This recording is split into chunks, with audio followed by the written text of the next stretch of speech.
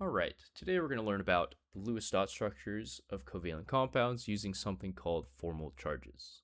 And so let's go through an example of this with CO2. So CO2, um, whenever we figure out the correct Lewis dot structure of compounds, we use something called formal charges. And there's a kind of a four-step process in order for us to do this. Our first step is to figure out how many valence electrons or total number of valence electrons we have in our compound. And so in this case, the way we solve this is that we have one carbon and we have two oxygens. And so we have to count for all of those valence electrons. And so in this case, carbon has 4 valence electrons and oxygen, each of them has 6 valence electrons to have a total of 16 valence electrons or 16 electrons that we have to count for in our drawing. Our second step is to draw everything attached to the center with single bonds. And so our carbon is our central atom, so we have a carbon, and we'll have an oxygen attached to each side, or have the carbon in the center. Then what we do, step 3, is to add dots or add electrons to the outer elements.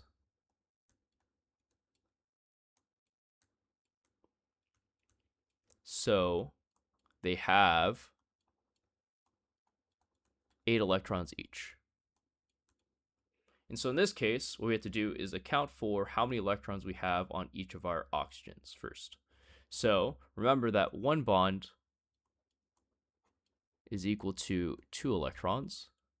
And so in this case, our oxygen right here has only 2 electrons because it has one bond. And so in order for it to have 8 electrons, we have to draw an additional 6 electrons. And so we draw 1, 2, 3, 4, 5, 6 dots. Same thing over here with this other oxygen. It has one bond, so it needs 3, 4, 5, 6, 7, 8 electrons by adding 6 additional ones. Then our step 4 is to figure out the formal charge of each element. But before that, I forgot that we have to make sure that this entire drawing has 16 electrons in total. And so we have to count how many electrons have we accounted for in this drawing. And so we have 1, 2, 3, 4, 5, 6, 7, 8, 9, 10, 11, 12, 13, 14, 15, 16. So we have a total of 16 electrons drawn already, right? We have 12 dots plus 2 bonds, which is equal to 16 electrons. And so that is what we have to make sure that our total amount is equal to the amount that we counted for in step 1. And then, like I said, we have to figure out the formal charge of each element. And so we look at each of these elements and figure out the formal charge of those things. And so formal charge is calculated as your number of valence electrons from each element minus your number of non-bonded electrons minus, we could just say, your number of bonds. And so in this case, for oxygen, its formal charge is equal to, we know oxygen has 6 valence electrons, minus, we have 1, 2, 3, 4, 5, 6 dots, so that's 6 non-bonded electrons, minus, each one has one bond, and so that's minus 1, and so this has a overall charge, formal charge of -1. And so this oxygen right here has a -1 formal charge.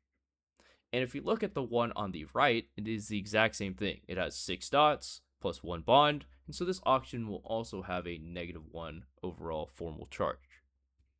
So then we have to look at the formal charge of our carbon, our last element, formal charge, that is equal to, carbon has 4 valence electrons, and in this drawing it has 0 dots associated to this, so we have 0 non-bonded pairs, or non-bonded electrons. And then we have 2 bonds in this drawing, and so it has an overall formal charge of +2. The problem with this is that we want as many 0 overall charges as possible. And so in this case, we have a -1 +2 and a -1. And our job is to figure out how can we reconstruct this so that it has overall 0 charges, or as many 0 charges as possible. So the way we do this is by adding double bonds or triple bonds.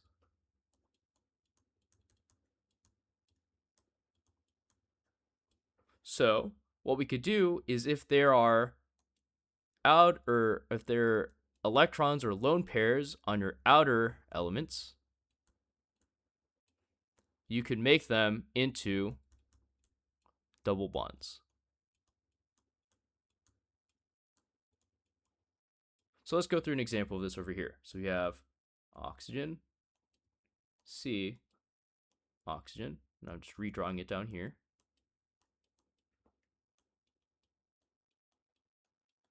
And so anytime you have what we call a lone pair of electrons, I like to just call that as LP, those could transform into becoming a double bond. And so what this would look like is you transform this into O, single bond C, and then now that lone pair of electrons has become that second bond up here. And so now we have a double bond with carbon right here. So it's C, double bond with O. And then the other dots stay the same and nothing changes. And so if we change nothing else outside this element, what now we've done is we've now changed the formal charge of carbon and oxygen based off of making that double bond. And so if we calculated the formal charge of this oxygen now, the formal charge is equal to, once again, 6 minus, we now have 4 dots, or 4 non-bonded electrons, minus now 2 bonds, because it has a double bond, and so this has a formal charge of 0. And then our carbon now has also been changed, because now it's been added another bond, and so the formal charge of this is equal to 4 valence electrons, minus, we now have 0 dots still, and then now we have 3 bonds, and so this has a +1 charge overall. So this is a +1, this is a 0 charge, and this is still a -1 charge because it hasn't changed since the first drawing. And hopefully you recognize that we dropped this charge right here by -1, and we changed this charge right here by a +1, right? Because it was originally a -1 charge, and now it's a 0 charge. And it was originally a +2 charge that has now become a +1 charge. And so every single time you make a double bond, you shift the charges by +1 or -1 to your elements that are attached to it, right? So if it's gone from your outer one to a double bond towards your center atom, that makes it so that it goes into the positive direction and changes it by a +1 charge. And then, because you're adding more bonds to your central atom, you're changing that charge and going down 1. And so it went from, in this case, a +2 to a +1 charge. And hopefully, you could also see that we could do that exact same thing with this lone pair or one of the lone pairs to make a double bond on this side to transform the charge of this -1 and this +1 charge. And so if we did that over here, we have oxygen now with a double bond to carbon, with another double bond over here with this oxygen. Once again, we have not changed these dots over here. And now all we've done is transform those 2 dots up top to that double bond. The other dots stay the exact same. And we can now find the formal charge of all of these things. So let's look at the formal charge of this oxygen right here. That has a formal charge of 6 minus, now we have 4 dots, minus 2 bonds, and that is equal to a 0 overall charge. So this has a 0 charge. Then also, this oxygen is the exact same thing as this one now, and so this also has a 0 overall charge. And then we can look lastly at this carbon in the center, and this now has a formal charge of 4 valence electrons, minus still 0 dots, but now we have a total of 4 bonds, and so this has a 0 overall charge. And so this carbon also has a 0 overall charge. And so we have now done this where we've tried to make as many of them as possible as 0, right? So in this case, we have zeros all across the board. And so this would be our correct drawing of CO2 by having double bonds all across the board.